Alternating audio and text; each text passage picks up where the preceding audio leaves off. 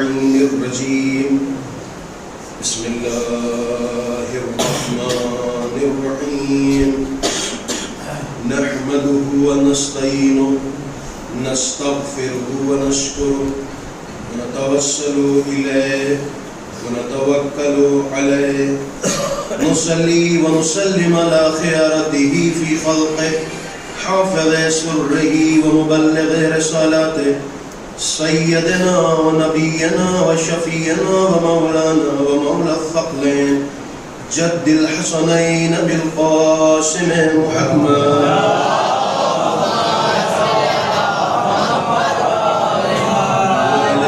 الطيبين الطاهرين المعصومين المظلومين ولعنة الله على أعدائهم أجمعين رب اشرح لي صدري ويسر لي أمري واحلل عقدة من لساني يفقهوا قولي أما بعد فقد قال الله سبحانه تبارك وتعالى في كتاب مبين وهو أصدق الصادقين وقوله الحق بسم الله الرحمن الرحيم إنا لله وإنا إليه راجعون سلام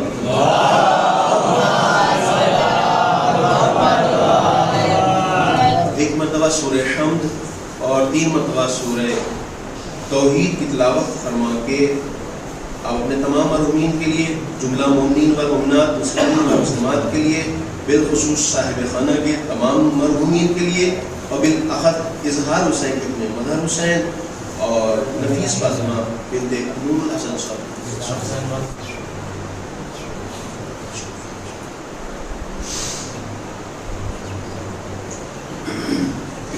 محمد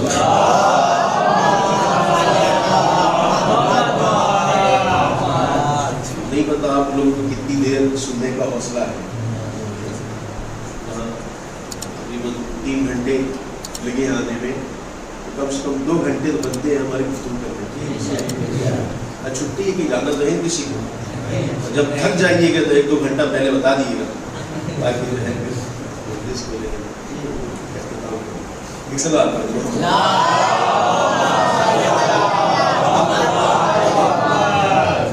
ابھی آپ شورا سے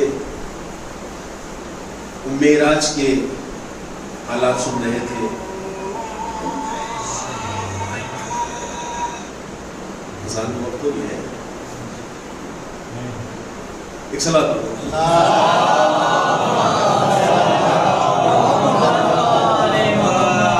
وہاں کیا ہوا ہے. اب وہاں جو بھی ہوا ہے وہ مولا علیہ السلام کے ساتھ ہوا ہے نا, رسول کے ساتھ ہوا ہے. اور وہاں کی جو چیزوں کو بیان کیا ہے, نقش گزاری کی ہے, وہ یا رسول نے کی ہے یا مولا علیہ السلام نے کی.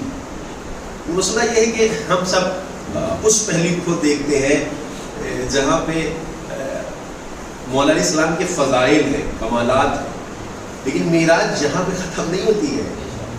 معراج کا ایک دوسرا رخ بھی ہے جس میں رسول نے عذاب دیکھا ہے. اس میں ہر عذاب دیکھا ہے کہ عورتوں کا کس طرح سے عذاب ہو رہا ہے. کچھ عورتوں کو بالوں سے آویزان کیا گیا ہے, کچھ عورتوں کو سینے سے آویزان کیا گیا ہے, کچھ عورتوں کو آگ کے تابوت میں باقاعدہ رکھا گیا ہے, کچھ عورتیں کے ناک اور جو ہے کان سے آگ نکل رہی ہے, دماغ پگھل رہا ہے.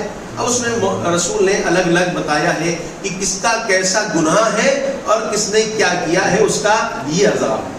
یہ مسئلہ یہ ہے کہ جہاں تک ہمیں مزہ آنے والی چیز ہوتی ہے ہم وہاں تک اس کو بیان کرتے ہیں, بعد میں گریز کر لیتے ہیں. لیکن یہ بھی بات ضروری ہے کہ اگر ہم ان گناہوں کے بارے میں نہیں جانیں گے جو اہل بیت علیہ السلام نے بیان کیا ہے تو پھر زندگی اچھی کیسے گزرے گی. ایک سوال کرو محمد.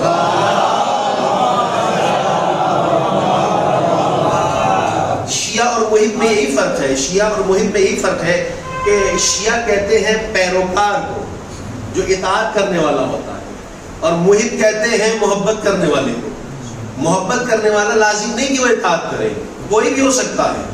اور اصلاً آپ دیکھیں تو علی کے کمالات و فضائل جو ان کا دشمن بھی مانتا ہے, کسی نے انکار نہیں کیا کہ علی میں صفت نہیں پائی جاتی ہے, بلکہ ہر آدمی نے جو ہے وہ حسد کیا, اے کاش یہ صفت اگر ہم میں ہوتی تو ہم کہیں کی کہیں ہوتے, اسلام میں ہمارا نام چل رہا ہوتا. ہے نا, تو کسی نے انکار نہیں کیا ہے. لیکن مسئلہ یہی ہے کہ جو ایک دوسرا رخ بھی ہے, ان چیزوں کو بھی ہمیں دیکھنا چاہیے. جو مشکلات آئیں اگر ہمارے پاس, تو ہم اس کو سالو کر سکیں. اور بہترین چیز ہمارے پاس اہل بیت قرآن ہے نا, بہترین چیز ہے, یقین کریں. یعنی جس کے پاس یہ دونوں چیزیں ہیں, خود رسول کہہ رہے ہیں کہ گمراہ نہیں ہو سکتا ہے یہ, ہے نا. لیکن مسئلہ یہ ہے کہ چونکہ جو اہل بیت علیہ السلام ہے, ان کا آخری فرزند حجت خدا امام زمانہ جل اللہ تعالیٰ فرجہ شریف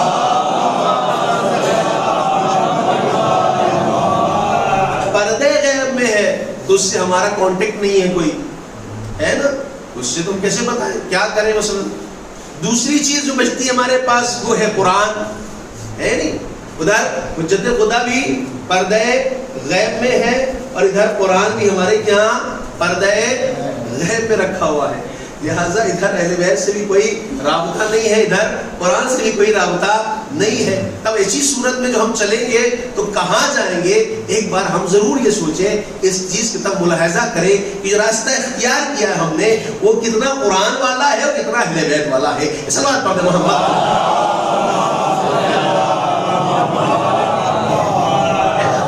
تو اب جو بہرحال چونکہ یہ سارے سوال کی مجلس ہے, لہٰذا بہرحال میں نے جو موضوع تعین کیا موت کے سلسلے میں ہے کہ کتنی خوبصورت گفتگو کی ہے اہل بیت علیہ السلام نے. اتنی شیرین گفتگو ہے. الگ بات ہے کہ وہ چیزیں بیان نہیں ہوتی ہیں, اس کی وجہ یہی ہے کہ لوگ کہیں کہ مولانا صاحب کو کہاں سے لے آیا آپ نے, اچھا سا ماحول بنا تھا, اور نعرہ حیدری والا, اور دم علی چمن چمن کلی کلی والا, اور یہ دم جو ہے بالکل سست ہو گئی مجلس, یہ صحیح نہیں ہوا. لیکن میرا ذمہ داری ہے ہم لوگ کی بھی کہ ہم ان حقائق کو آپ کی خدمت میں پیش کریں, اس لیے کہ کل ہماری گردن پکڑی جائے گی کہ مولوی صاحب آپ کانپور میں فلاں مقام پہ گئے, اگر آپ 2-3 حدیثیں بتا دیتے تو یہ اہل بیت کے عاشق ہیں, اس کو احسن کرتے اور اس پر عمل کرتے تو ان کی بہترین زندگی ہوتی. صلوات پڑھتے محمد.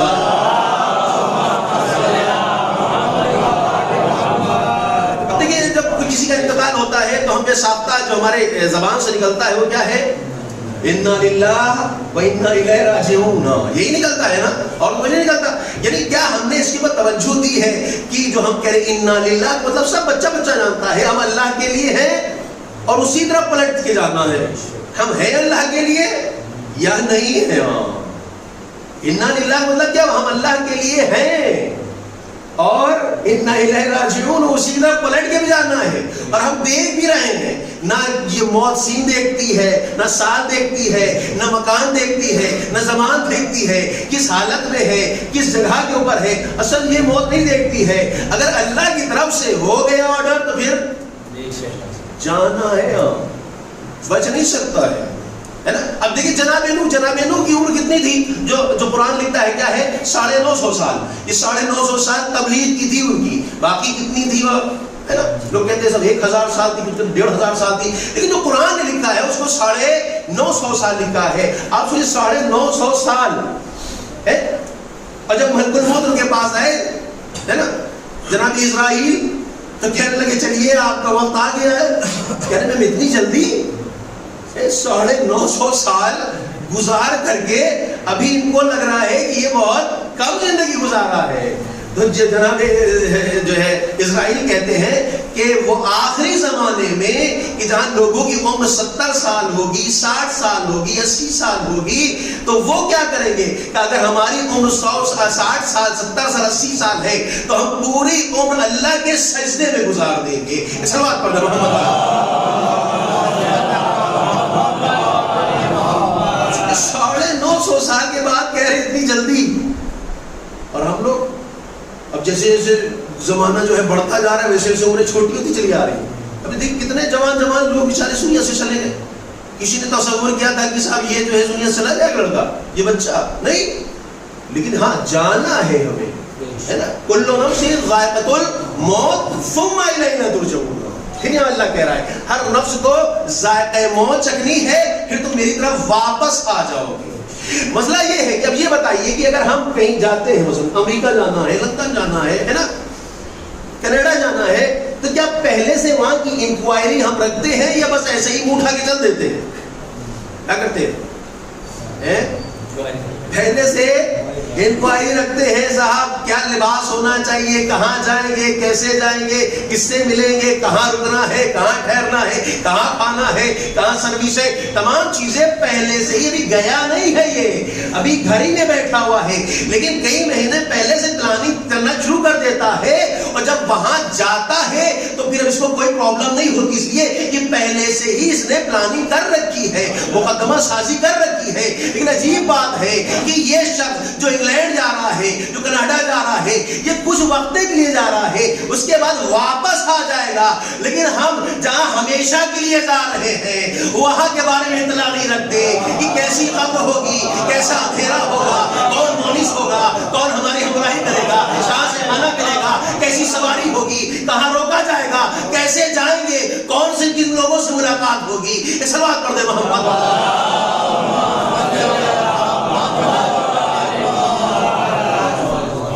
وہاں اگر آپ کہیے کہ اگر کوئی انسان ایسے ہی چلا جائے تو کیا کہتے ہیں, بیوقوف کیا ایسے ہی چلے گئے, پہلے سے سوچنا چاہیے تھا.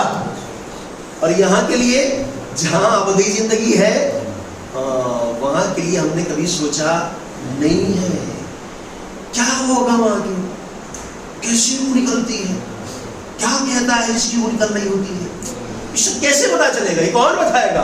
کہ یہ صرف یہی دو لوگ ہیں, یا قرآن کے پاس آنا پڑے گا یا اہل بیت کے پاس آنا پڑے گا, یہی دو لوگ ہیں جو وہاں کے بارے میں بتائیں گے. اگر تم نے عمل کر لیا تو پھر ویسے ہی ہوگے جیسے تم وہاں تھے, ہر چیز جانی پہچانی تم کو لگے گی. اس بات پر دے محمد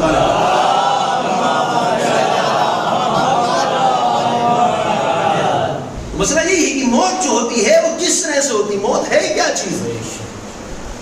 امام فرماتے ہیں کہ النوم اخو الموت, نیند کیا ہے, سونا کیا ہے, یہ بھائی ہے اس کا, موت کا. وہ موت جو ہے جو مرتے ہیں آدمی وہ ایک لمبے پیریڈ کے لیے ہے, لیکن اٹھایا وہاں بھی جائے گا, لیکن کب اٹھایا جائے گا, جب قیامت آئے گی تب اٹھایا جائے گا. لیکن یہ جو ہم رات میں سو کے صبح اٹھ جاتے ہیں یہ چھوٹی والی موت ہے. لیکن امام کس سے کتنے اچھے سے کلیئر کر رہے ہیں کہ تمہاری سمجھ میں آئے کہ موت ہے کیا چیز اور تم کیسے اس کو سمجھو, کیونکہ یہی ہے, اس کے علاوہ علم تو کہیں ہے ہی نہیں اصلا. کس کے پاس جائیں گے جاننے کے لیے کیسے موت ہوتی ہے؟ ایکسپیرینس ہونا چاہیے کہ نہیں ہونا چاہیے؟ یقین جانے جب ہر آدمی کو, بھائی ایک آدمی جو ہے وہ اگر دکان کھول رہا ہے مثلا آئس کریم کی تو اس کے بارے میں ڈیٹیل لیتا ہے, لیکن چونکہ ہم کو آئس کریم کی دکان ہی نہیں کھولنی ہے تو ہم کو ضرورت ہی نہیں ہے آئس کریم کے ڈیٹیلس لینے کی. ہم کو تو ڈیٹیلس لینی کی اس کی سب قرآن کی آیت کی حدیث کی, کیونکہ ہم مولوی ہیں. لیکن یہاں مسئلہ سب کا ایک جیسا ہے, چاہے مولوی ہو, چاہے اللہ ہو, چاہے مرجع تقلید ہو, چاہے نبی ہو, چاہے امام ہو, کل نفس, ہر آدمی کو اس سے گزرنا ہے. یہاں یہ نہیں کہہ سکتا کہ ہم سے کیا مطلب ہے, ہم تو بس ایسے چلے جائیں گے. نا, جانا سب کو ہے, کوئی ایک ہی جگہ سے جانا ہے, پر ایک ہی طرح سے جانا ہے, بس طریقے فرق ہے خالی. اگر پہلے سے ایک آدمی جان جائے گا تو طریقہ دوسرا ہوگا, نہیں جانے گا تو پریشانی ہوگی. اس بات پر دے محمد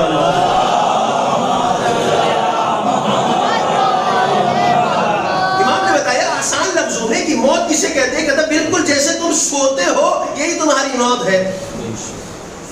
کیسے موت ہے؟ کہ مثال کے طور پر ہم سوئے اور ہم نے جو ہے خواب دیکھا, کہاں کا صاحب ہم جو ہے پتہ چلا چمنستان میں ٹہل رہے ہیں, انگور کھا رہے ہیں, بہترین دریا بہ رہی ہے, پیر ڈال کے بیٹھے ہوئے اس میں, جی چاہ رہا ہے کہ امرود توڑ رہے ہیں, سیب توڑ رہے ہیں, سب ایسے ہی توڑتے چلے جا رہے ہیں. ایک مطلب کسی اٹھا رہے, صبح ہو گئی اسکول نہیں جانا, ارے اتنا اچھا خواب دیکھ رہے تھے, تو نے ہم کو جگہ کیوں دیا ہے, تھوڑا اور دیکھتے, پتہ نہیں کہاں کہاں کی سیر ہو جاتی فری فنڈ میں ہے. اور کبھی کبھی ایسا خواب دیکھتے ہیں کہ اتنی جگی بن جاتی ہے, کچھ جگہ تھوڑی چھو جگہ دیا بھیا, نہیں تو ہم مر جاتے ہیں.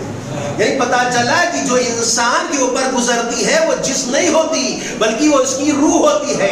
امام یہی فرما رہے ہیں کہ یہ روح ہے جس کے اوپر اثر انداز ہوتا ہے. اب وہ نیکیاں ہوگی تو اچھے جگہ رکھا جائے گا, برائیاں ہوگی بری جگہ رکھا جائے گا. صلوات پڑھ دیں محمد.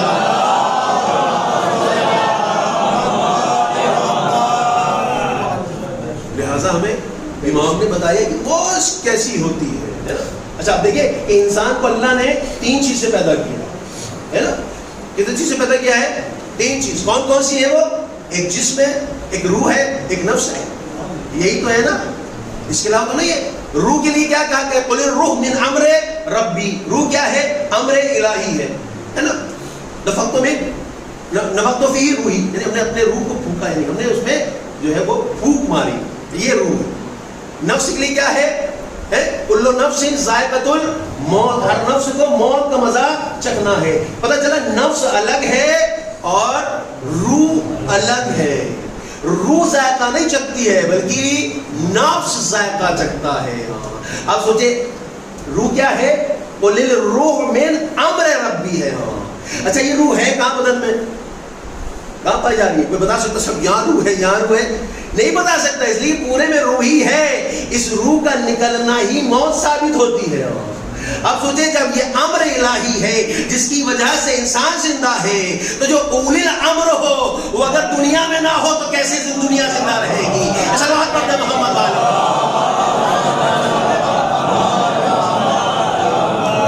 یہ امر الہی ہے جس کی وجہ سے آدمی زندہ ہے.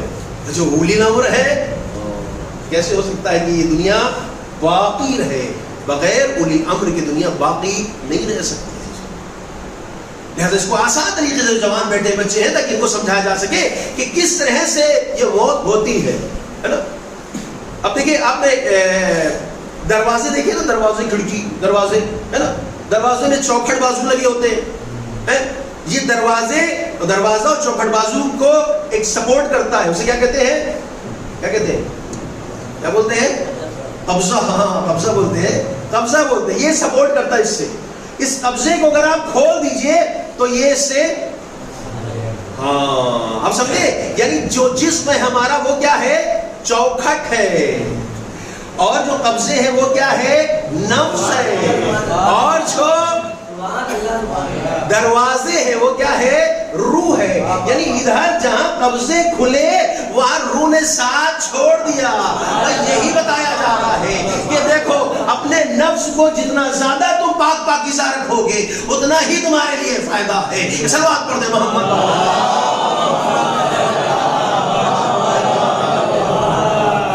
بہت آسان طریقے سے اہل بیت نے ایک موت کو بتایا ہے جس سے ہم بہت زیادہ خوف زدہ ہوتے ہیں، بہت زیادہ ڈر جاتے ہیں. در حقیقت ڈرنے کی چیز ہی نہیں ہے. موت ڈرنے کی چیز نہیں ہے. موت کیا ہے؟ امام حسن علیہ السلام فرماتے ہیں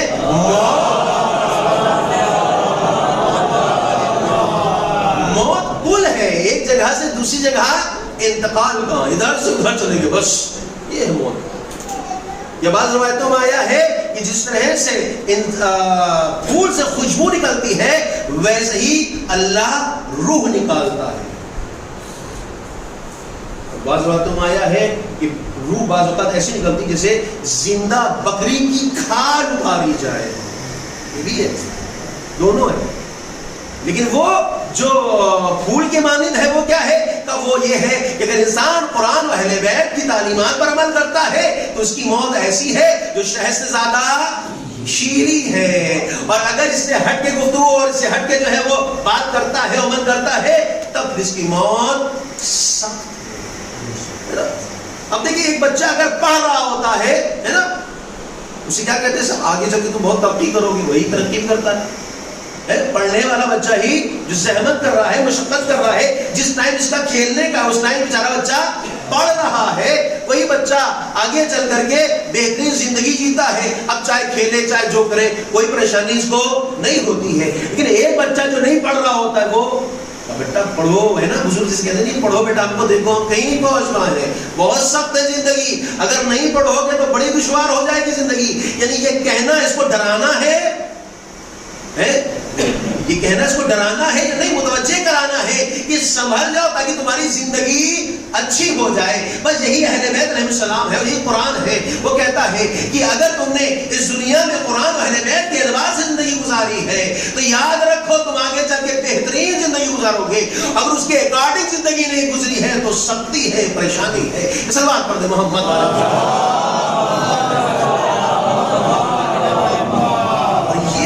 عالم برزخ جو ہم ایصال کر رہے ہیں یہ خود اللہ کا تراحم ہے. یہ بہت بڑا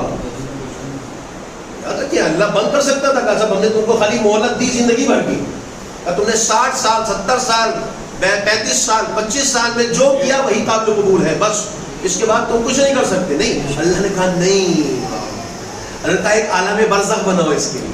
کیوں؟ کیونکہ اللہ خود نہیں چاہتا عذاب کرنا, اللہ خود نہیں چاہتا عذاب ڈالنا. ایسی عذاب بہت سخت ہے. ایک تھوڑی سی انگلی ہماری جلدی دیکھیے ہم کیسے تڑپ جاتے ہیں, اور نہ کہ یہ ایک بار جلے اور پھر بنے, پھر جلے اور پھر بنے. اور جو بننا ہے اور جو ہونا ہے وہ صرف کھال ہوتی ہے انسان کی, گوشت اور ہڈی ویسے ہی رہتی ہے انسان کی, ہے نا. کھال صرف تکلیف جس میں ہوتی ہے کھال میں ہوتی ہے. یعنی جب انجیکٹ کیا جاتا ہے تو جب تک کھال میں سوئی رہتی ہے تب تک درد ہوتا ہے, لیکن جیسے ہی وہ سوئی گوشت میں جاتی ہے تکلیف ختم. نیڈلز بڑا ہوتا ہے نہیں بڑا ہوتا ہے, دیکھیے وہ چڑھ رہا ہے, نام لے خون چڑھ رہا ہے لیکن درد نہیں ہو رہا اس میں.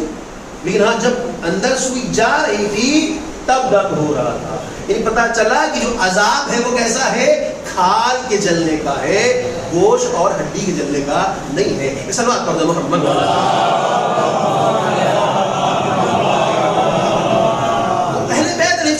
خوبصورت طریقے سے موت کے سلسلے میں گفتگو کی ہے کہ ہمارے چاہنے والے وہاں کے بارے میں پہلے سے آمادہ رہیں تاکہ ہم ان کو یہ تمام چیزیں بتا سکیں. لہٰذا وہاں ایک دم ایسے ہی نہ پہنچ جائیں, پریشان نہ ہو جائیں.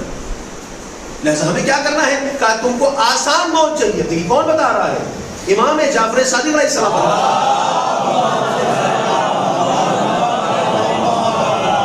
لفظ قرآن نے سکرات استعمال کیا ہے موت کے ساتھ, لفظ سکرات. سکرات مطلب کیا ہے, یعنی بہت زیادہ اذیت والا, یعنی ایسی اذیت کی بعض اوقات انسان کا ذہن نہیں کام کرتا بالکل, اتنی اذیت ہوتی ہے سکرات. لیکن اس سکرات کو ختم کیسے کیا جائے یہ کون بتائے گا, یہ در اہل بیت سے پتہ چلے گا. کیا کرنا ہے, کہا امام فرماتے ہیں کہ جو شخص ہر نماز واجب کے بعد تھوڑا سا قرآن پڑھے اللہ اسے اس سکرات سے محفوظ رکھتا ہے. کیسے بتایا جا رہا ہے, ہر نماز واجب کے بعد, ہے نا, سورہ حمد پڑھ لیا, انا نہیں پڑھ لیا, قل هو اللہ پڑھ لیا, اس کو احسان بھی کر دیا. یہ دو چیزیں ہیں نا, یعنی ڈبل فائدہ. ہم خرما ہم ثواب بھی ہے. ہم جو پڑھ رہے ہیں سورہ حمد وہ اپنی نجات کے لیے بھی پڑھ رہے ہیں, اور ساتھ ساتھ احسان کر دیا جملہ مومن منات پر, وہ بھی ہمارے لیے سب دعا کریں پروردگارہ یہ توبہ کہاں سے آیا, کہ فلاں شخص نے فلاں نماز کے بعد سورہ حمد پڑھا ہے, لہذا اس کو بھی فائدہ ہے اور تم کو بھی فائدہ ہے. صلوات پڑھ دیں محمد.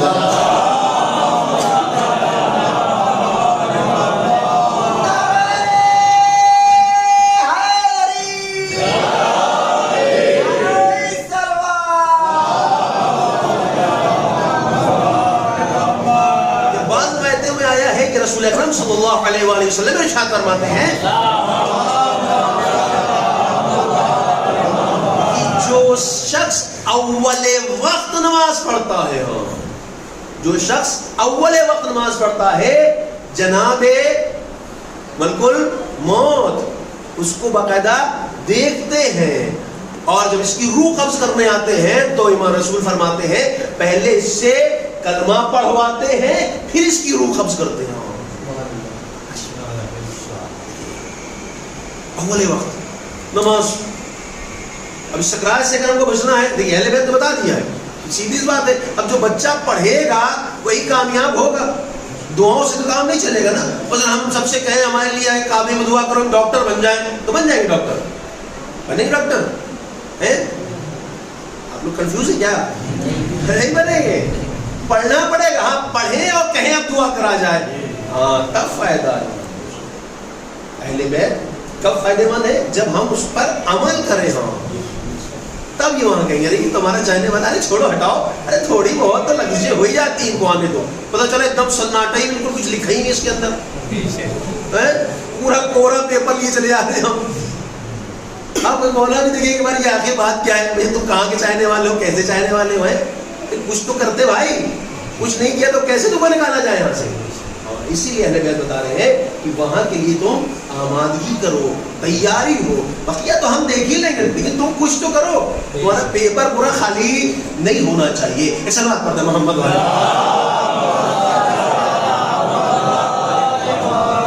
یہ تو بتایا آسان موت کے لیے کہ کس طرح سے انسان, ایک آدمی آسان موت, آسان سی چیز بتائی ہے کہ ہر انسان اول وقت نماز پڑھے اور انسان نماز واجب کے بعد تھوڑا سا اگر قرآن کی تلاوت کر لیتا ہے، قرآن میں محض ایک چھوٹا سا کوئی سورہ پڑھ لے، یہ اس کے لیے سکرات موت سے اس کو محفوظ ہو جائے گا۔ دوسری چیز جو کہا کہ فشار قبر، یعنی یقینی ہے عزیزو، ہاں فشار قبر کہہ رہے ہیں ہر ایک کو نہیں، مگر اللہ کون؟ وہ لوگ کہ جو جمعرات کی شام سے اور جمعے کے دوپہر کے درمیان انتقال کرتے ہیں، ان کا فشار قبر نہیں ہوتا۔ لیکن اگر یہ ہے کہ اس کے علاوہ فشار قبر نہیں ہوگا، ہاں نہیں ہوگا۔ دیکھیے کیسے امام بتا رہے ہیں، کیسے ہم کو بچانا چاہ رہے ہیں، کیوں خواہ فشار قبر کی۔ اب یہ الگ بات ہے کہ ہم تساہلی کرتے ہیں، ہم لاپرواہی کر جاتے ہیں، اس لیے کہ ہم یہ نہیں سوچتے کہ اگر ہم آج کسی کی نماز فشار قبر پڑھیں گے ہے نا اول دفن والی، تو کیا ہوگا، یعنی کل ہمارے لیے بھی پڑھی جائے گی وہ۔ لیکن ہم لاپرواہی میں چھوڑو ہم سے کیا مطلب، ہمارے کوئی رشتے دار تھے، ہمارے کوئی عزیز تھے۔ لیکن روایت کیا ہے، امام جعفر صادق علیہ السلام فرماتے ہیں اگر تم چاہتے ہو اپنے عزیز کو فشار قبر سے بچانا تو اس کی طرف سے صدقہ دو، سب سے پہلی چیز، سب سے پہلی چیز۔ اچھا صدقہ کیوں دو؟ قرآن کیا کہہ رہا ہے؟ قرآن کہہ رہا ہے بسم اللہ الرحمن الرحیم خذ من اموالہ صدقہ تطہرہم وتزکیہم بہا وصلی علیہم ان صلاتک سکن لہم۔ اے حبیب آپ ان کے مال سے صدقہ لیجئے، کیوں؟ اس لیے جب آپ ان کے مال سے صدقہ لیں گے تو ہم ان کے جسم کو بھی پاک کریں گے، ان کی روح کو بھی پاک کریں گے۔ اچھا اس کے بعد بات یہاں تک ختم نہیں ہوئی ہے، بات آگے ہے۔ بات کیا ہے؟ کہا اے حبیب آپ ان کے لیے دعا کیجئے، اس لیے کہ آپ کی دعا اس کے لیے سکون کا سبب بنے گی۔ پتہ چلا صدقہ کیا ہے؟ اگر ہم کسی عزیز کی طرف سے صدقہ نکال رہے ہیں، یا ولا ہم کسی کو نہیں جانتے اور ہر روز تمام مسلمین مسلمات مومن مومنات کی طرف سے ایک پیسہ نکال کے رکھ دے رہے ہیں اور کسی کو دے رہے ہیں، یقین جانے کل جب ہم مر کے جائیں گے تو اگر کوئی نکالنے والا نہیں ہوگا تو اللہ فرشتوں کو حکم دے گا کہ اس کی طرف سے صدقہ دیتے رہو جب تک قیامت نہ آ جائے۔ صلوات پڑھتے ہیں محمد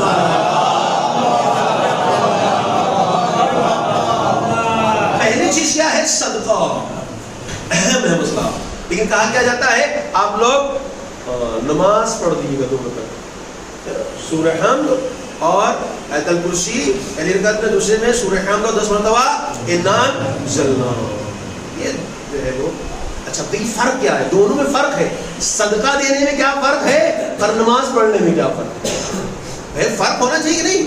صدقے کا اپنا ایک مقام ہے اور یہ جو ہے نماز کا اپنا۔ اب نماز مسئلہ یہ کہ کوئی نہیں، کسی کا کچھ پیسے ہی نہیں ہے، کچھ ہے ہی نہیں دینے کے لیے، اب اس کے لیے بھائی چلو ٹھیک ہے کم سے کم اتنی تو مدد کرو اس کی، ہے نا، بات سمجھ رہے نہیں؟ کم سے کم اتنی مدد کرو اس کی، لیکن ہم اس کے لیے بھی تیار نہیں ہوتے جلدی۔ چھوڑو کون پڑھے، کیا ضرورت ہے پڑھنے کی، چھوڑو بعد میں دیکھا جائے گا۔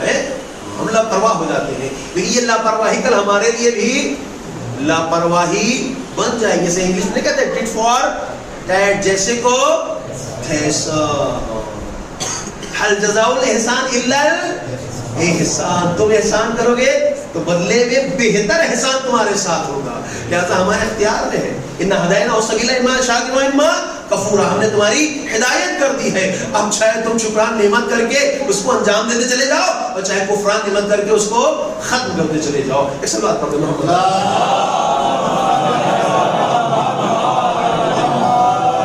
صدقے میں اور جو نماز ہے اس میں فرق کیا ہے؟ اب دیکھیں صدقے کی جو آیت ہے کیا ہے؟ خذ من اموالہ صدقہ، اے حبیب آپ ان کے مال سے صدقہ لیجئے۔ لے کون رہا ہے صدقہ؟ لے کون رہا ہے؟ حبیب خدا ہے، خاتم النبیین، رحمت للعالمین، صدقہ لے رہا ہے وہ، یعنی اس کے ہاتھ پہ صدقہ آ رہا ہے، یعنی پیسے جو لے رہا ہے کس کے ہاتھ پہ ہے؟ نبی کے ہاتھ پہ ہے۔ اچھا اب جیسے ہی نبی نے یہ صدقہ لیا اب ہوگا کیا؟ یعنی اس کا جسم بھی پاک ہو گیا، اس کی روح بھی پاک ہو گئی۔ بات یہاں تک ختم نہیں ہوئی، بلکہ نبی کی دعا بھی اس کے شامل حال ہے۔ یہ ہے صدقے کا ثواب۔ اور نماز کا ثواب کیا ہے؟ کہ اگر تم نے نماز پڑھی ہے تو اللہ 1000 ملائکہ نازل کرے گا جو اس کے قبر پر اس کی طرف سے استغفار کریں گے، اور سورج جن جن چیزوں پر چمکتا ہے اتنے حسنات اس کو لکھے جائیں گے. اب فرق سمجھ میں آ گیا. ایک طرف اس کا پورا جسم بھی پاک کیا جا رہا ہے, روح بھی پاک کی جا رہی ہے, اور دعا نبی جیسا عظیم ہستی کر رہی ہے. ادھر اللہ ملائکہ کو اتار رہا ہے 1000. بس اب چاہے ہم اپنے عزیز کو چاہے صدقہ دے کر کے رسول کی دعا دیتے, اور چاہے نماز پڑھ کے 1000 ملائکہ دیتے. صلوات پڑھ دے محمد والے.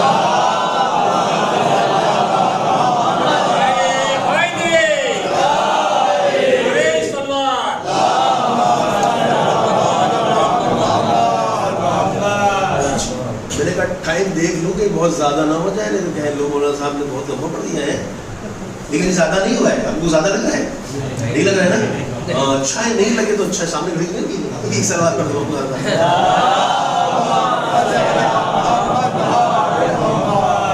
یہ گفتگو کون کر رہا ہے؟ اہل بیت قرآن کر رہا ہے.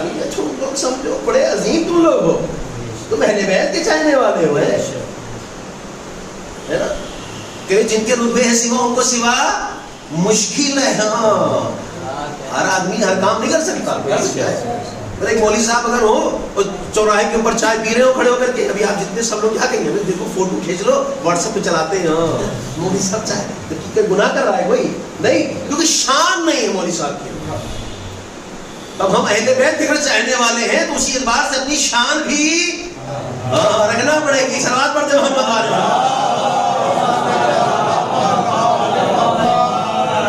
مسئلہ یہی ہے کہ دیکھیں اہل بیت سلام نے کتنا راحت دی ہے. یعنی تم مرنے کو بہت سخت مت شمار کرو, بہت ایزی ہے, بالکل ایک دم ہلکا. لیکن مسئلہ یہ تمہیں عمل کرنا پڑے گا. مگر عمل کیا تو کچھ نہیں ہوگا, تمہیں کرنا پڑے گا. اب یا تو خود کرنے والا ہے, دنیا سے کر کے گیا ہو, یا پھر ہم میں اندر اتنی صلاحیت ہو کہ ہم اپنے موت کو یاد کر رہے ہو. لیکن مسئلہ یہ ہے کہ ہم موت کو اپنے یاد ہی نہیں کرتے, ہمیں ایسا لگتا ہے کہ ہم کو مرنا ہی نہیں ہے.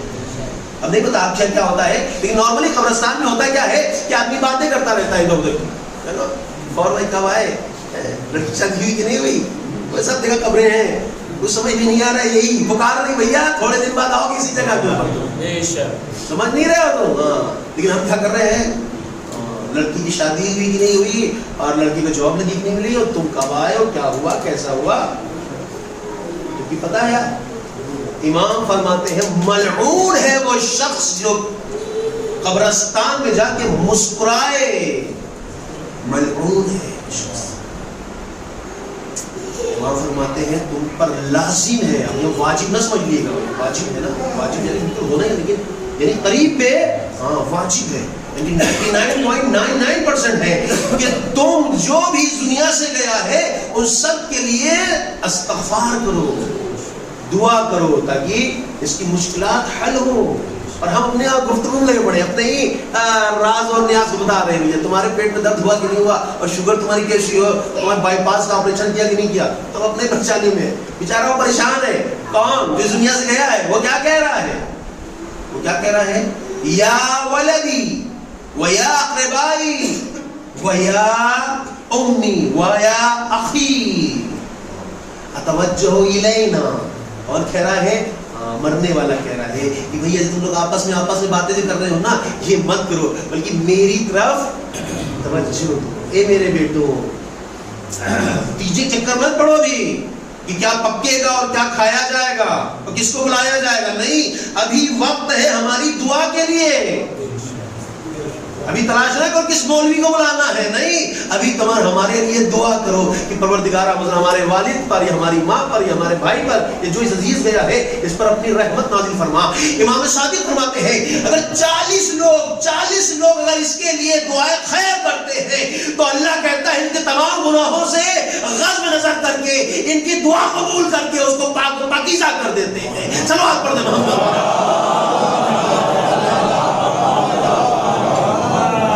40 لوگ, کتنا آسان کر دیا اہل بیت علیہ السلام نے. پھر بھی ہمارے عقل میں بات نہیں آتی ہے کہ ہم ادھر ادھر کی باتیں کرتے ہیں, کیوں نہ اس کو فائدہ پہنچائے کہ کل ہمارا جب نمبر لگے گا تو اگر ہم دنیاوی باتیں کر رہے ہوں گے تو جب ہم اس دنیا سے جائیں گے تو دوسرے بھی ایسی باتیں کریں گے اور ہم کہہ رہے ہوں گے اے بیٹو, اے بھائیوں, اے عزیزوں, اے دوستو, ہماری طرف توجہ کرو, ہماری طرف استغفار کرو، ہماری طرف سے خیرات کر دو، ہماری طرف سے صلوات پڑھ دو، ہماری طرف سے کچھ صدقہ دے دو، تاکہ جو مصیبت میں ہم گھرے ہوئے ہیں یہ مصیبت ہماری ختم ہو جائے۔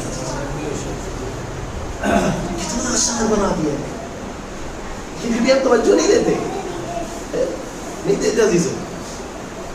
کیوں نہیں دیتے؟ مسئلہ کیا ہے بھائی؟ مسئلہ کیا ہے؟ مسئلہ یہ کہ شیطان اصلا چاہتا ہی نہیں ہے کہ ہم اچھا کام کریں، اس نے قسم تو یہی کھائی ہے نا۔ اچھا مسئلہ یہ کہ ہم سمجھتے ہیں کہ شیطان تو ہمارا کوئی بگاڑ نہیں سکتا ہے، لیکن قسم اس نے ہم ہی لوگ کے لیے کھائی ہے۔ جو خود ابلیس ہے ان کا کوئی بگاڑ نہیں سکتا، کیونکہ وہ خود ہی شیطان کو بہکا چکے ہیں۔ لیکن مسئلہ کیا ہے کہ ہم کیا ہیں، اس کی طرف توجہ نہیں دے رہے۔ اللہ کیا کہہ رہا ہے؟ نہ شیطان عدو مبین، شیطان تمہارا کھلا ہوا دشمن ہے، کھلا ہوا دشمن، لیکن ہم نے کبھی بھی اس کو کھلے ہوئے طور پہ پایا ہی نہیں۔ اصلا پایا کبھی سوچا ہی نہیں۔ ایک نارملی آدمی اگر ہمارا دشمن ہو جاتا ہے تو ہم کتنا سترک رہتے اس سے، ہے نا؟ عقلی تقاضا بھی ہے کہ ہم سترک رہے ہیں کہ پتہ نہیں کیا حملہ کر دیں، کیا کر دیں ہمارے اوپر۔ لیکن ایک شیطان ہے جس کے لیے اللہ کہہ رہا ہے، اس کی طرف توجہ نہیں ہے۔ مسئلہ یہی ہے کہ شیطان چاہتا ہی نہیں ہے کہ تم یہ کار خیر کرو تاکہ اس تک پہنچے، اور جب اس تک نہیں پہنچے خود بخود یہ بیچارہ پھنس جائے۔ جیسے کسی کا کو پتا ہے، خود رسول فرما رہے ہیں محمد مصطفیٰ صلی اللہ علیہ وسلم،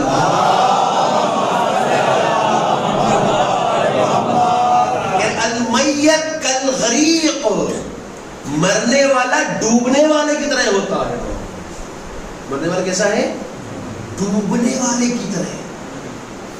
ڈوبنے والا دیکھا آپ نے کیسے ڈوبتا بیچارہ، کیسے ہاتھ پیر چلاتا رہتا مستقل، کیسے اس کو نجات مل جائے، کیسے وہ بچ جائے، کیسے کچھ ہو جائے، ہے نا؟ اسی لیے جو محاورہ استعمال کیا جاتا ہے، کیا کہتے ہیں؟ ڈوبتے کو تنکے کا سہارا۔ یعنی پتا ہے تنکا بہہ جا رہا ہے، اس کو پکڑنے کی کوشش کرتا ہے کہ شاید بچ جائے، لیکن بچ نہیں پاتا ہے نا، کیونکہ تنکا اس کو کہاں بچا پائے گا۔ لیکن اس کی پوری امید یہی ہوتی ہے کہ یہ ہم بچ جائیں، اپنے آپ کو بچا لیں۔ لیکن کتنا خوبصورت طریقے سے رسول نے ہمارے سامنے واضح کر دیا ہے کہ مرنے والا ڈوبنے والے کی طرح ہے۔ جب تک کہ قیامت نہیں آئے گی، جب تک کہ عالم برزخ میں رہے گا، تب تک کہ یہ ہم کو منادی ندا دیتا رہے گا، اے بھیا ہمارے لیے کچھ کار خیر کر دو، ہماری طرف سے کوئی اصحال کر دو، ہماری طرف سے کچھ قرآن پڑھ دو، ہماری طرف سے کچھ صدقات دے دو، ہماری طرف سے کچھ اچھے کام کر دو، اس لیے کہ تاکہ ہم یہاں بچ سکے۔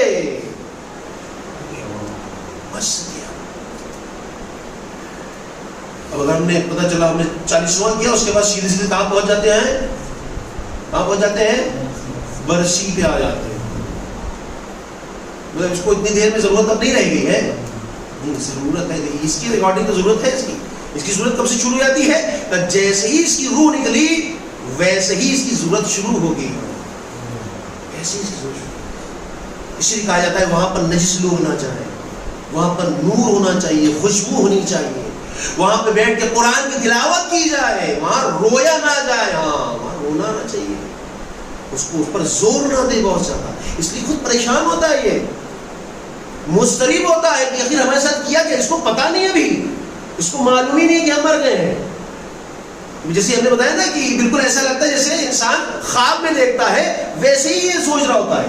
اور یہ جو 3 توقف دیتے ہیں آپ قبرستان میں، ایک جگہ پہ، دوسری جگہ، تیسری جگہ، اس کی وجہ یہی ہوتی ہے تاکہ سمجھ جائے کہ اس دنیا سے اس کا رابطہ ختم ہو گیا ہے، اور قبیح ہے کہ اس کو فوراً اٹھا کر کے قبر میں جا کے رکھ دیا جائے نا، یہ قبیح عمل ہے۔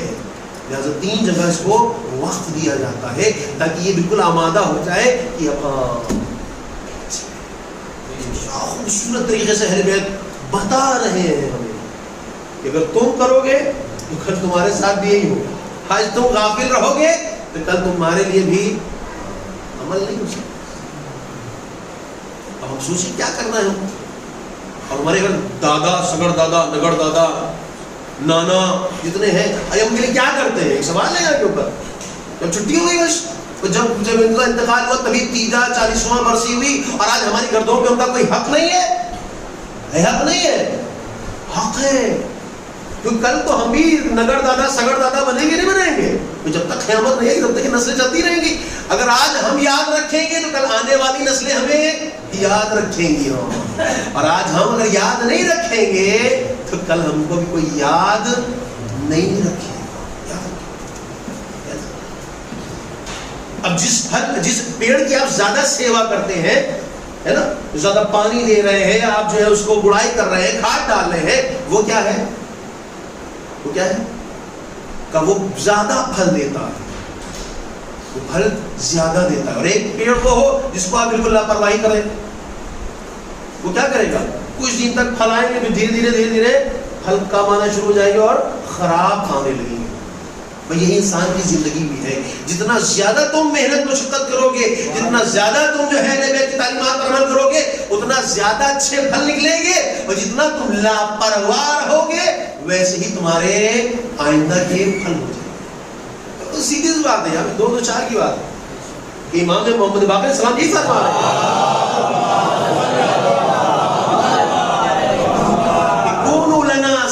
وَلَا تَكُونُوا عَلَيْنَا الشَّيْنَا, میرے لیے زینت کا سبب بننا, ذلت کا سبب مت بننا. سیدھے سی بات کہہ دی. اب ہم یہ دیکھیں گے زینت کا سبب بن رہے ہیں اگر, تو نتیجہ خوبصورت ہے, پھر اس سے خوبصورت نتیجہ ہو ہی نہیں سکتا کیونکہ مولا فرما رہے. لیکن اگر ذلت کا سبب بن رہے ہیں تو اس کا مطلب پھر امام اس کو ایکسپٹ کریں گے نہیں کریں گے, پھر امام اس کو ایکسپٹ کیسے کریں گے. مسائل یہی ہے. لہذا ہمیں اپنے آپ کو بھی آمادہ کرنا چاہیے, اپنے بزرگوں کو بھی یاد رکھنا چاہیے کہ ہم اپنے بزرگوں کو یاد رکھیں تاکہ ہماری زندگی اچھی ہو. آپ سوچیں, ایک سورہ حمد اگر ہم پڑھتے ہیں, ایک سورہ حمد اور جملہ مومنین مومنات کو ہم نے جو ہے وہ ارشاد کر دیا, یعنی جتنے بھی حضرت آدم کے زمانے سے, حضرت آدم سے لے کر کے اور اب تک کی جتنے لوگ بھی دنیا سے گئے ہیں, سب کے لیے احسان ہوا کہ نہیں, سب کو ثواب ملا کہ نہیں. اب سوچیں ایک سورہ ہم نے کتنوں کا بھلا کر دیا. اب اتنے لوگ جتنے بھی کروڑوں کھربوں اربوں جتنے لوگ بھی ہوں گے, ان سب کی دعائیں ایک آدمی کے لیے ہوگی, ایک آدمی کے لیے. خدا کیا کہہ رہا ہے, ادعونی استجب لکم, تم ہم سے دعا کرو ہم قبول کریں گے. اور پھر وہ لوگ ہم سے زیادہ اللہ سے قریب ہیں, وہ زیادہ قریب ہیں. ہم تو بہرحال دنیاوی ہمارے سامنے آ جاتی ہے, شیطان بھی ہمارے سامنے آ جاتا ہے, لیکن ہم ان کے سامنے سوائے خدا اچھے اعمال کے علاوہ کچھ نہیں ہے. جیسا وہ جو دعا کریں گے تو ہماری زندگی خود بخود ساکار ہو جائے گی. آج جو مشکلات پریشانی ہے ہمارے معاشرے میں, اس کی ایک وجہ یہ بھی ہے کہ ہم اپنے بزرگوں کو یاد نہیں. ایک روایت میں ہے کہ شب جمعہ یا جمعے کو ارواح آتی ہے, اور اگر ہم نے کچھ کیا ہوتا ہے تو یہ دعا دے کے جاتی ہیں کہ پروردگارہ میرے بیٹے نے, میری بیٹی نے, میرے پوتے نے, میری پوتی نے, نوازے نے, نوازی نے ہمارے لیے یہ کیا ہے, معبود اس کے مسائل کو, اس کی مشکلات کو حل کر دے. اور اگر نہیں کرتے تو کیا کہتی, خدا اس کو اس طرح سے میں مشکل میں زندگی گزار رہی ہوں, اسی طرح سے اس کو بھی زندگی مشکل میں پڑ. لہٰذا اہل بیت السلام نے کتنے خوبصورت طریقے سے ہماری جو ہے وہ آئندہ کے سلسلے میں بتایا ہے کس طرح سے اپنے آپ کو بچا سکتے ہو. ایک صلوات پڑھ دو محمد.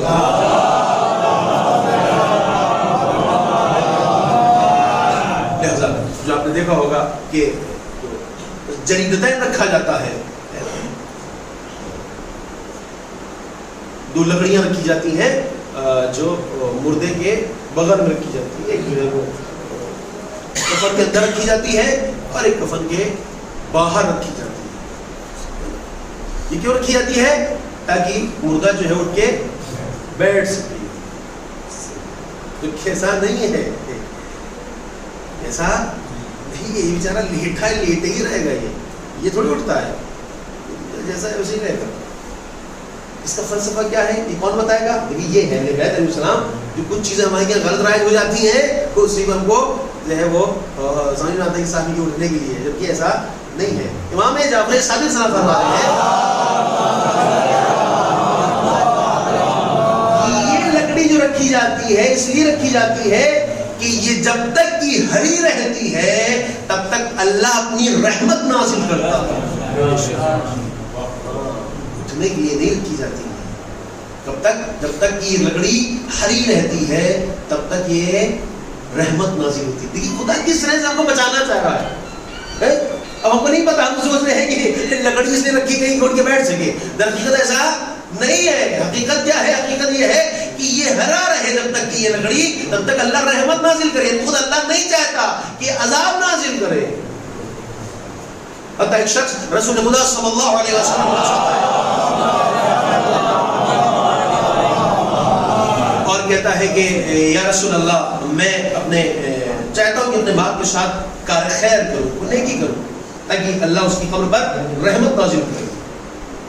تو رسول نے کہا کیا تم نے اس کے ساتھ جریدتین جو ہے دفن کی ہے؟ تو کہتا کہ یا رسول اللہ جریدتین کیا چیز ہے, کسے کہتے ہیں جریدتین؟ کہا وہی لکڑی جو تم ہری 2 لکڑیاں رکھتے ہو دفن کے ساتھ, میت کے ساتھ, کیا رکھی تم نے؟ کہا یا رسول اللہ وہ تم نے نہیں رکھی. کہا پھر کب ایسا کرو کہ 2 لکڑیاں ہری لکڑی لو اور ایک کو جا کر کے قبر کے سرہانے اور ایک کو پائیدی دفن کر دو. جب تک کہ یہ لکڑی ہری رہے گی تب تک اللہ اپنی رحمت نازل کرے گا. کہ کس طرح بچایا جا رہا ہے ہم کو. بس کوئی آپ کو ڈر لگنے والی بات لگی ہے تک ہے تو کوئی گیا تو نہیں اٹھ کر کے نا, سب موجود ہے نا. ایک سوال پڑھ دو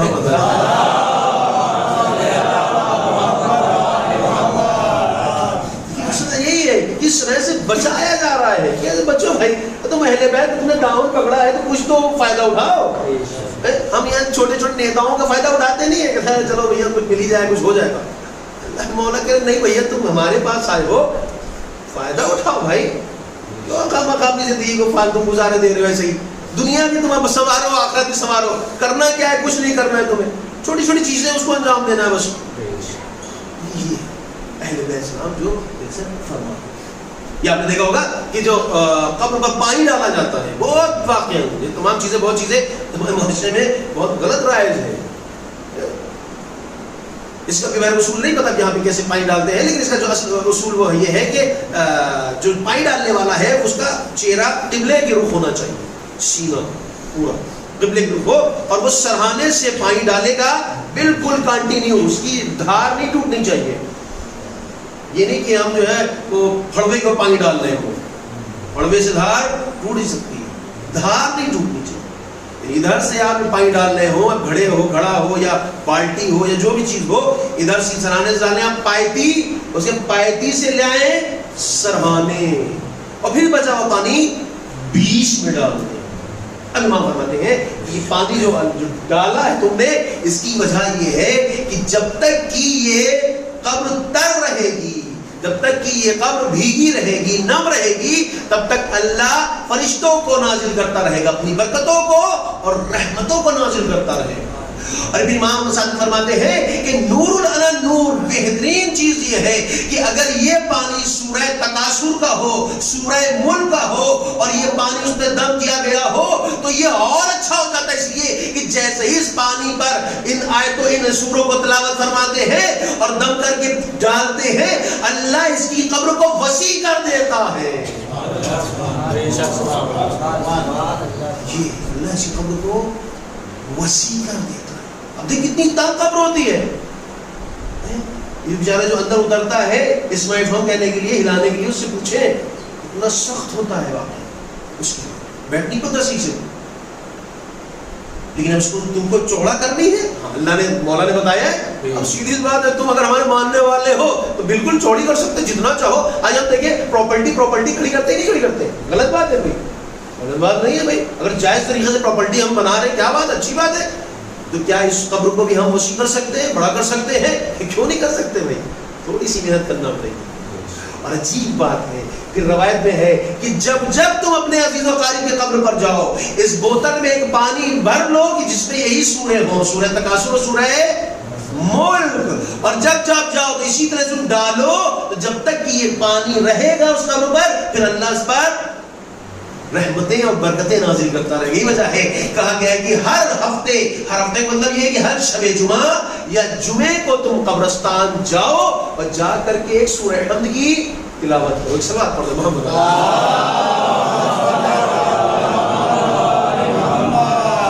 نیند تو نہیں آ رہی ہم لوگ کو؟ اگر آ رہی ہوگی تو بتائیے گا. وقت بہت ہو گیا ہے, بعض لوگ بیچارے بہت سیدھے بیٹھے ہوئے ہیں, بول نہیں رہے. ایک سوال پڑھ دو محمد.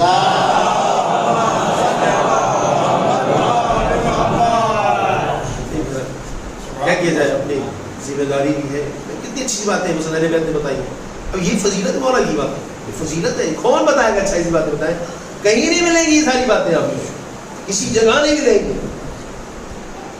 تو پھر جب بتایا ہے تو واقعی ہم اس پر عمل کریں, اپنی زندگی کو خوبصورت بنائیں اور اپنے عزیز و قریب مرحومین کو بھی, ان کی زندگی کو بھی ہم خوبصورت بنائیں. بہت ضروری ہے ان چیزوں کا جاننا ہمارے لیے. بہرحال میں نے بتایا عقل کا تقاضا یہ کہ ہم وہاں کے بارے میں پہلے سے اطلاع رکھیں تاکہ وہاں کوئی پریشانی ہمارے ساتھ.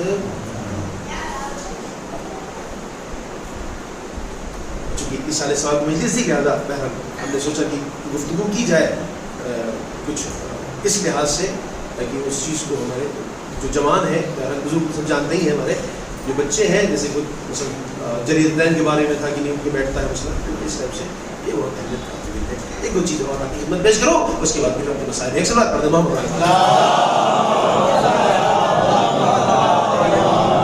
اب فرماتے ہیں کہ جو تم نے پانی ڈالا اس کے اوپر, پانی تھوڑا زیادہ مقدار ہونا چاہیے, کم مقدار میں نہ ہو, اور بھیگے اچھے سے.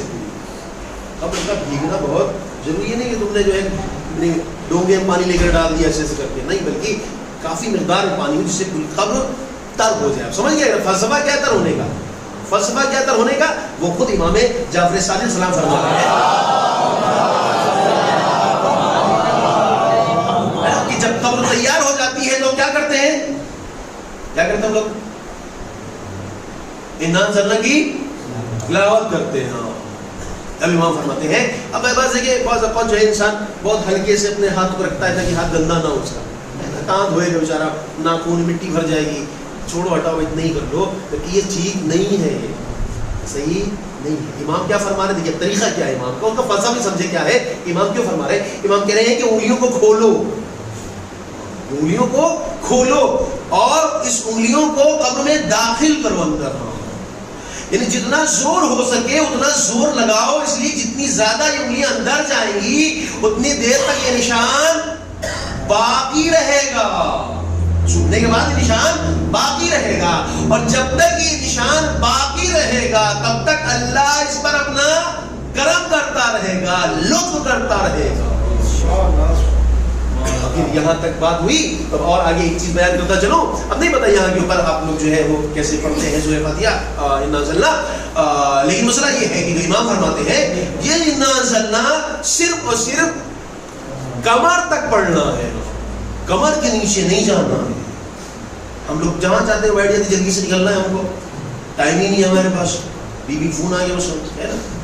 اب کیا کیا جائے کہ پینتی بیٹھ جائے ایسے ہی جلدی سے, نہیں, پینتی پڑھنے کے لیے حکم نہیں ہے, بلکہ کیا ہے صرف کمر تک, کمر سے اوپر تک آپ جتنا ہو اتنا پڑھیں, نیچے کے حصے کو پیرے کے حصے کو بالکل چھوڑ. اس لیے کہ صحیح نہیں ہے کہ ہم انا انزلنا کی تلاوت پیروں تک کریں.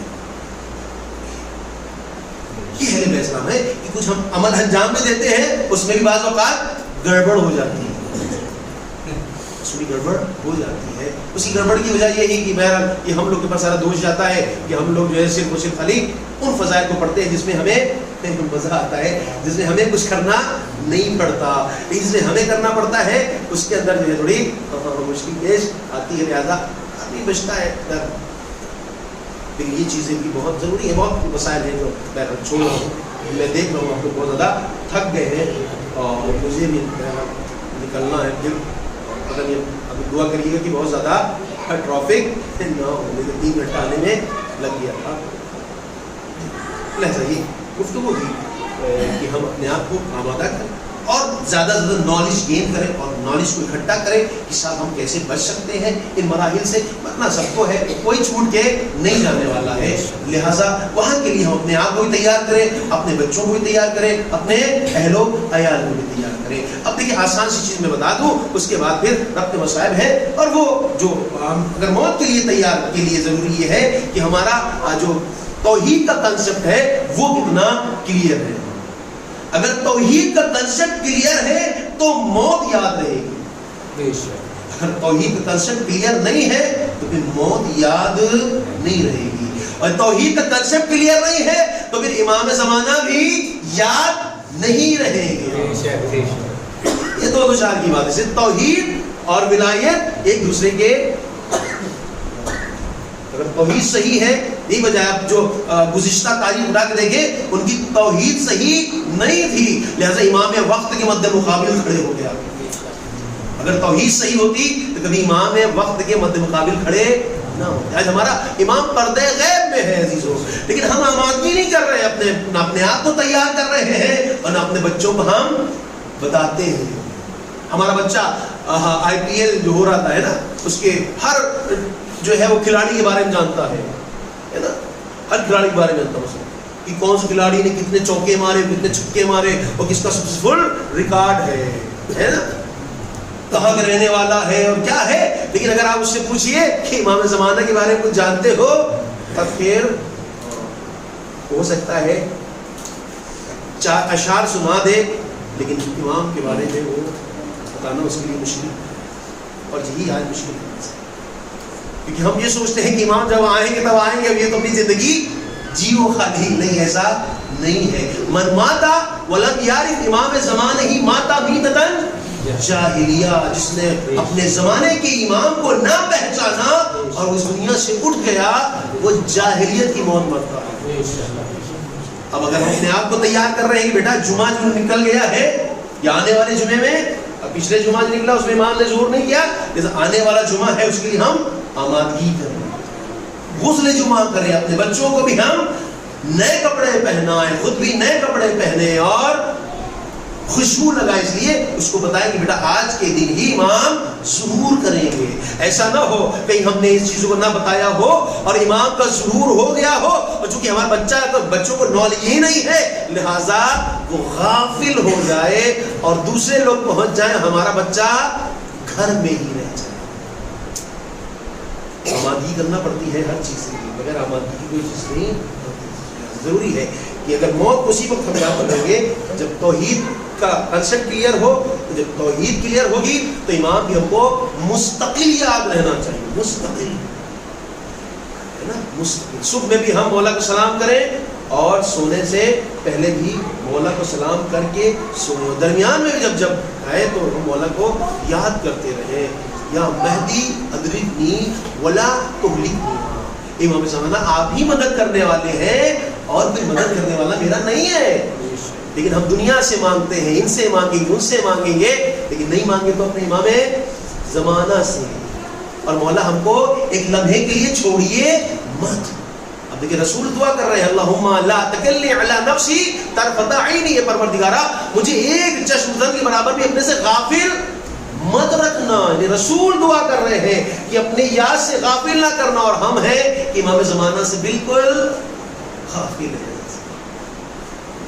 اگر غافل نہیں ہے تو احسان ہے، واقعہ ہم شکر کریں، اور غافل ہے تو اس طرف توجہ دیں. اس لیے کہ غافل کے لیے قرآن کیا کہہ رہا ہے، بل انعام کل ہم اضل واولئک هم الغافلون. یہ جانور ہیں، جانور سے بدتر ہیں، اور یہی وہ لوگ ہیں جو چوپائے ہیں، جانور ہیں، یہی لوگ غافل ہیں.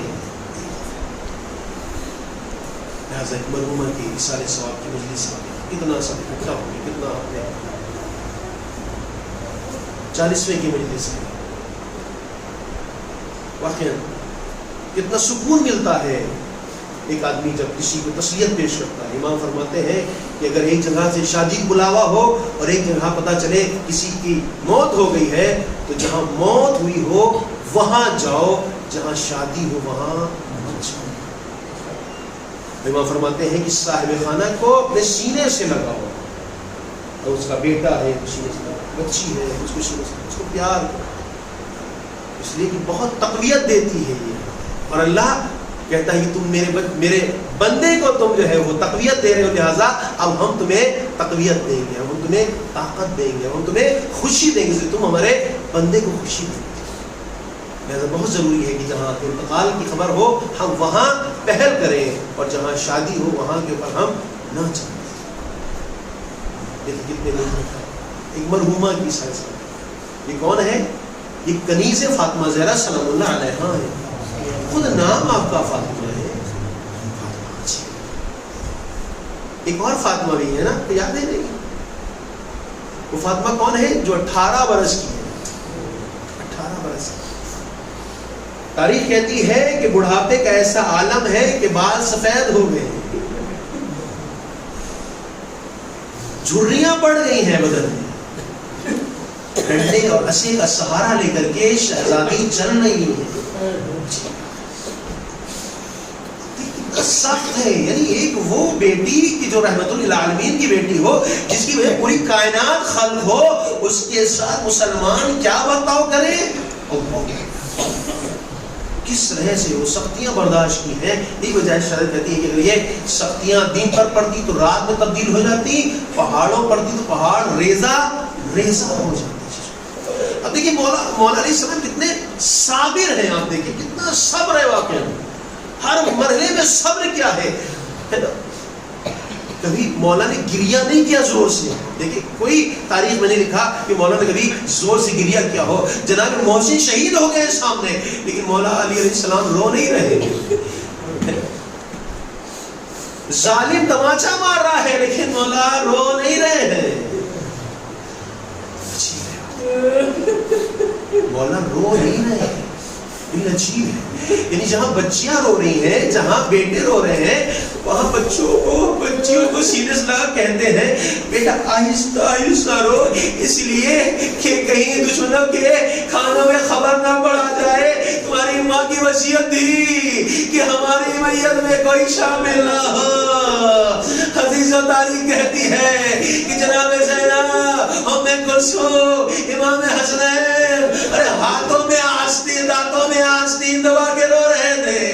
حدیث و غسل کا وقت آتا ہے کیونکہ شہزادی نے وصیت کی تھی, اے علی ہم کو غسل دینا, ہم کو کفن دینا, اور ہم کو جو ہے دفن کرنا. عزیزوں مولا غسل دینے کے لیے گئے. عزیزوں بھی غسل دے ہی رہے تھے کہ مولی جب تک صبر کر رہے تھے ایک مرتبہ چیخ مار کے رونے لگے. زینب تڑپ کے پاس آ گئی, اے بابا خیر تو ہے. بابا خیر تو ہے. بابا ابھی تو آپ کہہ رہے تھے بچوں آہستہ آہستہ رو. بابا کیا ہو گیا, آپ چیخ کے کیوں رو رہے. ایک مرتبہ مولا نے شہزادی کو سینے سے لگا کہا بیٹا کیا کبھی تمہاری ماں نے تم سے کچھ بتایا تھا. زینب تڑپ کے کہتی ہے بابا جان نہیں. کہا ماجرا کیا ہے بابا. ارے کہا میری ماں کی پسلیاں شکستہ ہے. ارے تیری ماں نے کبھی علی سے نہ بتایا. ارے فاطمہ کیسے چلتی ہوگی, کیسے سانس لیتی ہوگی. یہی وجہ تھی. کہتی ہے تاریخ کہتی ہے آخری ایام میں شہزادی کو ایک ہی کروٹ ٹیڑھی رہتی تھی.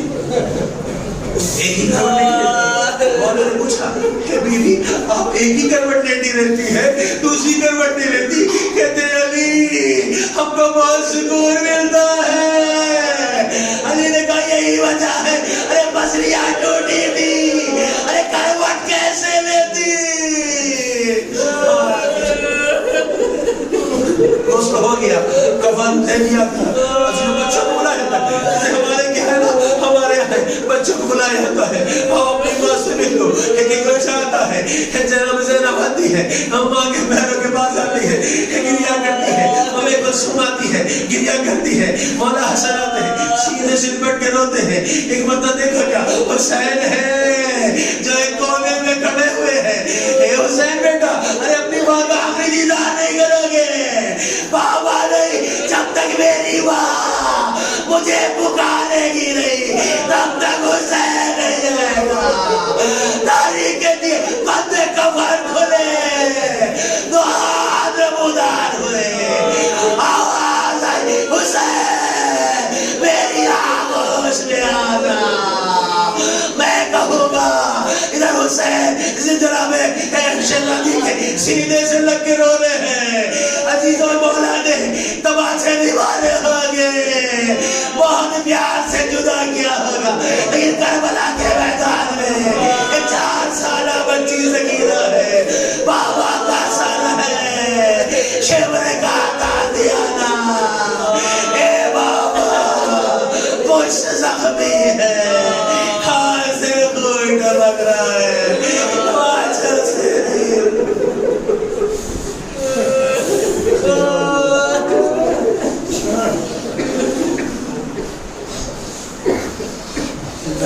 وإنا إليه راجعون سيادة الذين ظلموا ومنقلب ينقلبون محمد اس مجلس کا جو بھی محصل جو بھی ثواب اسے مرحوم اور